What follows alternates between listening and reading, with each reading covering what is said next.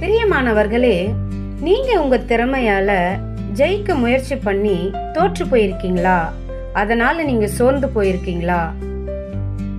சகரியா 4:6 என்ன சொல்லிருக்குன்னா, பலத்தினாலும் அல்ல, பராக்கிரமத்தினாலும் அல்ல, என்னுடைய ஆவியினாலே ஆகும் என்று சேனைகளின் கர்த்தர் உங்களுக்கு சொல்லுகிறார். ஆம் பிரியமானவர்களே, இயேசு கைது செய்யப்பட்ட அந்த இரவுல பேதுரு தன்னுடைய பலத்திலும் தன்னம்பிக்கையிலும் நான் உம்மை மறுதலிக்க மாட்டேன்னு உறுதியா சொல்றாரு.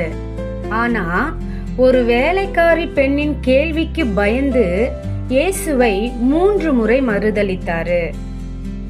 ஆம் பிரியமானவர்களே, அது மனித பலம், அதனால அது தோல்வி அடைந்தது. ஆனா பெந்தகோஸ்து நாள் அன்னைக்கு பரிசுத்த ஆவி இறங்கிய போது அதே பேதுரு ஆயிரக்கணக்கான மக்களின் முன் நின்று துணிச்சலுடன் சுவிசேஷம் அறிவித்தாரு. அன்னைக்கு 3000 பேர் ரட்சிக்கப்பட்டாங்க. இயேசு அவரை மனித தைரியத்தால மாற்றவில்லை, ஆவியின் வல்லமையால மாற்றினாரு.